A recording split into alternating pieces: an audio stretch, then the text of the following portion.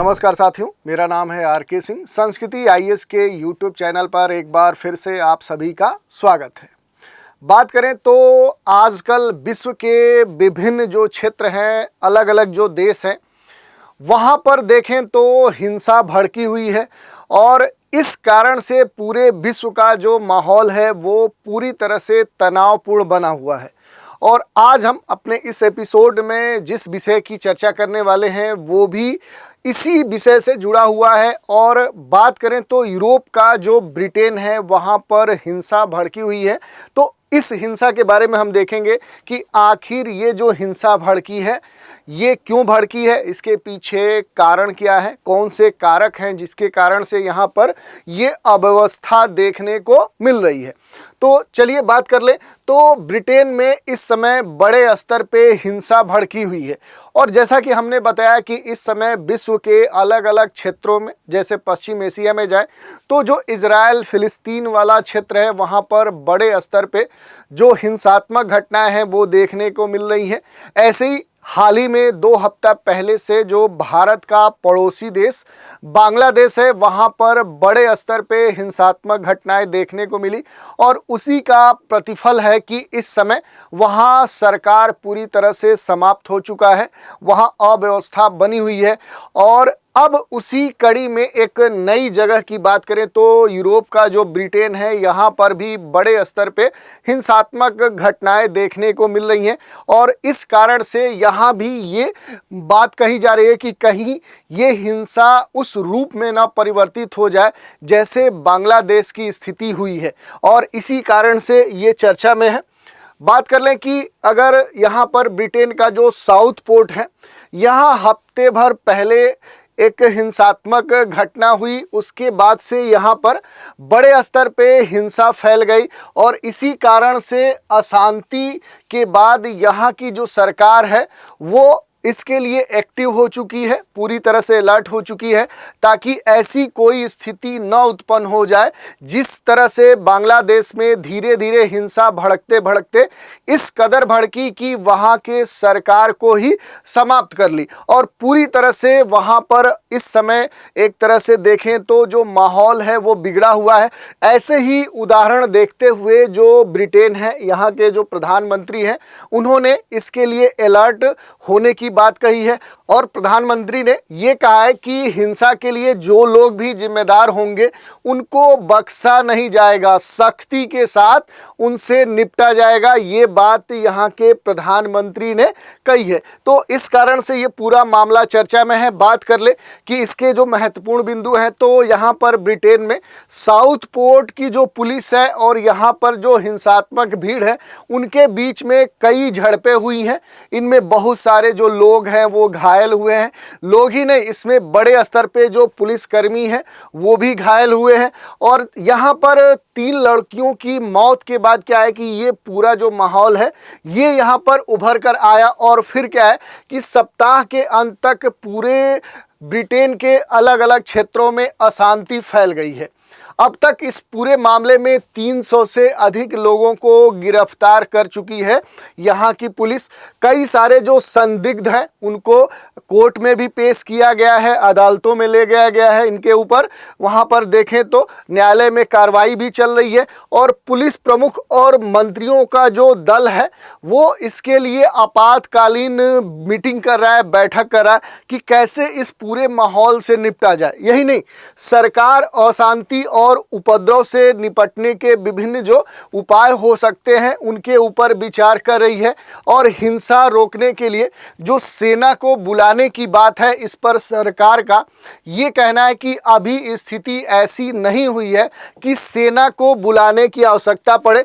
हाँ, सरकार का ये कहना है कि हमारे पास जो पुलिस बल है वो इसके लिए पर्याप्त है, हम इस पूरे मामले को संभाल लेंगे, सेना की आवश्यकता नहीं पड़ेगी। तो अब तक का ये पूरा स्थिति है और इसी घटनाक्रम में हाल ही में चूंकि ब्रिटेन में चुनाव हुए थे और फिर से यहाँ पर एक बार नए कहें तो प्रधानमंत्री नियुक्त हुए हैं कीयर स्टारमर, और इनकी नियुक्ति के बाद ही ये पूरा जो ब्रिटेन का माहौल है इस समय पूरी तरह से हिंसात्मक बना हुआ है। और इनके सामने ये चैलेंज भी है, चुनौती भी है कि कैसे देश का जो माहौल है, जो सौहार्द है, उसको ये फिर से पहले जैसा बना पाते हैं। और इसी क्रम में यहाँ के प्रधानमंत्री कीयर स्टारमर जो हैं, इन्होंने देश के नाम संबोधन भी दिया है, क्योंकि बात करें तो ब्रिटेन में हाल ही में चुनाव हुए हैं और इस चुनाव में जीत कर आए जो कीयर स्टारमर हैं, इनके सामने एक चैलेंज भी है, एक चुनौती भी है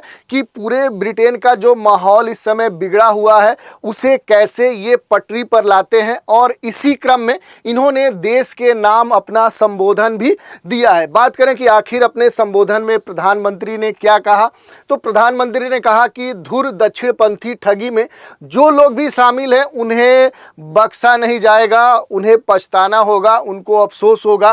प्रधानमंत्री ने ये वादा भी किया है अपनी जनता के साथ कि उपद्रव में जो लोग भी शामिल हैं उनके ऊपर कानूनी कार्रवाई की जाएगी, उनको छोड़ा नहीं जाएगा। और प्रधानमंत्री के साथ ब्रिटेन के जो होम मिनिस्टर हैं, जो गृह मंत्री हैं, उन्होंने कहा है कि जो अदालतें हैं वो जल्दी से जल्दी न्याय करेंगी। इसी संदर्भ में उन्होंने कहा कि जो बेलफास्ट है, लिवरपूल है, साउथ टीनेसाइड है, यहाँ जो लोगों को अब मजिस्ट्रेट के सामने पेश किया जाएगा और जल्दी ही इस संदर्भ में न्याय मिलेगा। अगर बात करें कि आखिर ये जो पूरा मामला है, जो यहाँ पर हिंसा भड़की है, आखिर इसकी शुरुआत हुई कैसे है, तो यहाँ पर जो साउथ पोर्ट है, यहाँ पर 3 लड़कियों के ऊपर एक युवक के द्वारा चाकू से अटैक किया गया और उन्हें चाकू से मार दिया गया और इसके बाद इन तीनों लड़कियों की मौत हो गई।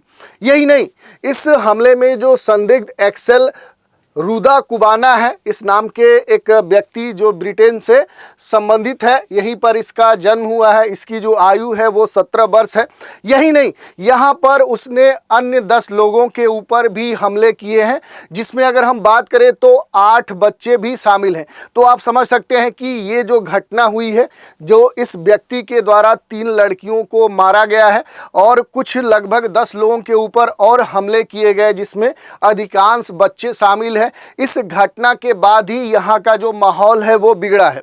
बात करें तो जब ये घटना घटी, इसके बाद जो दक्षिणपंथी गुट हैं, इन्होंने इस घटना का इस्तेमाल करके ये कहा कि ये जो कार्य है ये मुस्लिमों का है। यही नहीं, इसी क्रम में इन्होंने बोला कि अप्रवासी जो लोग हैं वो अपने देश का जो माहौल है उसको बिगाड़ रहे हैं, हमारे ऊपर अटैक कर रहे हैं। और इसी क्रम में इन्होंने बोला कि जो अप्रवासी मुस्लिम है इनको देश से बाहर करो, इनके ऊपर हमले करो, क्योंकि ये हमारे लिए क्या है, ठीक नहीं है। तो इस तरह का ये जो पूरा माहौल है ये यहाँ पर क्रिएट किया गया है। ये भी खबरें हैं कि गलत इन्फॉर्मेशन का इस्तेमाल कर सोशल मीडिया जो अलग अलग प्लेटफॉर्म्स हैं वहाँ पर यहाँ के जो लोग हैं उनके द्वारा कहें तो नफ़रत फैलाने की भी कोशिश की जा रही है। और ख़ास तौर पे जो यहाँ पर मुस्लिम समुदाय हैं और जो अप्रवासी लोग हैं उनके खिलाफ ये बड़े स्तर पे यहाँ पर हिंसात्मक घटनाएं देखने को मिली है। तो ये हमने देख लिया कि आखिर ये पूरा मामला कैसे प्रारंभ हुआ। अगर बात करें कि इस हिंसा में कहां-कहां पर बड़े अटैक हुए हैं, तो देखें तो यहाँ पर कई सारी जो मस्जिदें हैं वहाँ पर बड़े अटैक किए गए हैं, हिंसात्मक घटनाएं देखने को मिली हैं, जिसके कारण से वहाँ पर बड़े स्तर पे क्षति देखने को मिली है। यही नहीं, बहुत सारे जो अप्रवासी हैं अलग अलग होटलों में ठहरे हुए हैं, उनके ऊपर अटैक हुए हैं।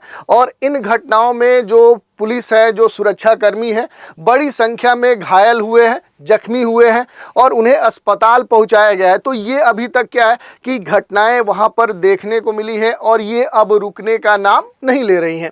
इसी क्रम में प्रधानमंत्री ने एक्टिव अलर्ट मोड पर होते हुए ये अपने देश के नाम संबोधन जारी किया और ये भी कहा है कि जल्दी ही ऐसे लोगों से निपटा जाएगा। अब बात कर ले कि आखिर ये जो उपद्रव हो रहा है, जो हिंसा हो रही है, ये किसके द्वारा की जा रही है। तो देखिए, जिन लोगों ने अप्रवासियों की रिहाइश वाले जो होटल्स थे जहां पर अटैक किए हैं, या जो अलग अलग मस्जिदें हैं जहां पर तोड़ फोड़ की हिंसात्मक घटनाएं देखने को मिली हैं, तो उनके क्या है कि धुर दक्षिणपंथी कह सकते हैं कि जुड़ाव देखने को मिले हैं। और इस संदर्भ में ये कहा जा रहा है कि ऐसे ही जो दक्षिणपंथी हैं, इस विचारधारा के जो लोग हैं, इनसे जुड़े हुए जो लोग हैं, वो इसमें शामिल हैं। यही नहीं, ये भी कहा जा रहा है कि कुछ फ्रॉड, कुछ ठग लोग ऐसे भी हैं जिनका वास्तव में इस पूरी घटना से कोई संबंध नहीं है, लेकिन उनके द्वारा यहाँ पर इस प्रकार के जो हिंसात्मक घटनाएं हैं उनको अंजाम दिया जा रहा है। और इन घटनाओं को हवा देने में खास तौर पे जो सोशल मीडिया के अलग अलग प्लेटफॉर्म हैं, जैसे ट्विटर है, फेसबुक है, व्हाट्सएप है, ऐसे जो विभिन्न प्लेटफॉर्म हैं, इनका जमकर इस्तेमाल किया जा रहा है। यहाँ पर अफवाहें फैलाई जा रही हैं, जो घटना नहीं भी हुई है उसके बारे में ये कहा जा रहा है कि यहाँ पर अप्रवासी लोग या मुस्लिम समुदाय के द्वारा ये घटना को अंजाम दिया गया है, जिसके कारण से वहाँ की स्थानीय जो जनता है वो उग्र हो जा रही है और उसके द्वारा हिंसात्मक घटनाएं अंजाम दी जा रही हैं। तो ये बातें यहाँ पर देखने को मिली हैं। और हाल के वर्षों में अगर ब्रिटेन की बात करें तो यहाँ पर जो कुछ गुट हैं वो मुख्य धारा के दक्षिणपंथियों में अप्रवासियों की संख्या को लेकर चिंता भरने का या संकट के तरह देखें तो स्थानीय लोगों के मन में जो कह सकते हैं कि बुरी भावना उनके अंदर लाने का काम कर रहे हैं, ताकि ऐसे जो लोग हैं जहां पर अप्रवासी जो लोग हैं, मुस्लिम समुदाय हैं, उनके और स्थानीय लोगों के बीच में आपसी मनमुटाव हो, आपसी हिंसा हो। तो इस प्रकार की भी बातें देखने को मिली हैं। और 1 महीना पहले ही देश के प्रधानमंत्री चूँकि स्टारमर चुने गए हैं, तो उनके लिए ये बड़ी चुनौती है कि अपने चुने जाने के बाद जो इस प्रकार की ब्रिटेन में घटनाएं हो रही हैं, बड़े स्तर पे हिंसात्मक जो गतिविधियां देखने को मिल रही है, उसके संदर्भ में प्रधानमंत्री इससे कैसे निपटते हैं। और इसी संदर्भ में जो पीएम है वो अलर्ट भी हैं, ताकि ऐसी स्थिति न हो जाए जिससे कि बांग्लादेश जैसी स्थिति देखने को मिले। तो ये पूरा मामला है जिसको हमने देखा समझा। अब इसमें थोड़ा सा अगर यूनाइटेड किंगडम को भी हम देख लें, क्योंकि देखिए अगर यूनाइटेड किंगडम की बात करें तो जो ये है, ये अलग अलग जो यूरोपीय द्वीप हैं, खास तौर पे उनके समूह के द्वारा ये बना हुआ है। इसमें जो मुख्य घटक होते हैं वो इंग्लैंड है, वेल्स है, आपको इसके अलावा स्कॉटलैंड देखने को मिलेगा, उत्तरी आयरलैंड देखने को मिलेगा। तो थोड़ा सा मैप के बारे में भी आपको जानना चाहिए। ये भी जानना चाहिए कि आखिर यूरोप के किस भाग में यूनाइटेड किंगडम अवस्थित है। चूँकि यूनाइटेड किंगडम को सामान्य तौर पे यूके भी कहते हैं। तो ये बेसिक इंफॉर्मेशन है। इसके अलावा क्या है कि आपको यहाँ की जो फिजिकल लोकेशंस हैं उनको भी जानना चाहिए, जो भौगोलिक अवस्थितियाँ हैं उनको भी जानना चाहिए। तो जैसे यहाँ पर आपको देखने को मिलेगा north sea, Norwegian sea, Atlantic ocean, English channel, bay of Biscay, ये यहाँ की मुख्य अवस्थितियाँ हैं। इसके अलावा अगर थोड़ा सा इसको हम डिटेल में देखें तो अगर आप इंग्लैंड में आएंगे तो ये पूरा इंग्लैंड का यहाँ पर आपको मानचित्र दिया गया है, इसके बारे में भी आपको जानना चाहिए। जो इंग्लैंड है ये मूल रूप से क्या है, तो ये जो यूके है उसका सबसे बड़ा जो घटक है, जो देश है, वो इंग्लैंड है। तो इस तरह से क्या है कि आपको बेसिक तौर पे इस पूरे घटनाक्रम को जानने समझने के लिए क्या है कि यहाँ का मानचित्र की जो बेसिक समझ है वो भी आनी चाहिए। तो आज के एपिसोड में हमने देखा कि आखिर ब्रिटेन में जो ये हिंसात्मक घटनाएं इस समय देखने को मिल रही हैं, आखिर वो क्यों हो रही हैं, इसके प्रभाव क्या है, इसके पीछे आखिर कारण क्या है, ये सारी बातें थी जिन पर हमने चर्चा की। तो आज के इस एपिसोड में इतना ही। नए एपिसोड में एक नए विषय के साथ फिर मिलेंगे, तो आप हमारे साथ बने रहें, इसके लिए धन्यवाद। अगर वीडियो आपको अच्छा लगा हो तो कमेंट करें, अपनी प्रतिक्रिया हमें मैसेज के माध्यम से आप दे सकते हैं। तो आप हमारे साथ बने रहें, इसके लिए धन्यवाद।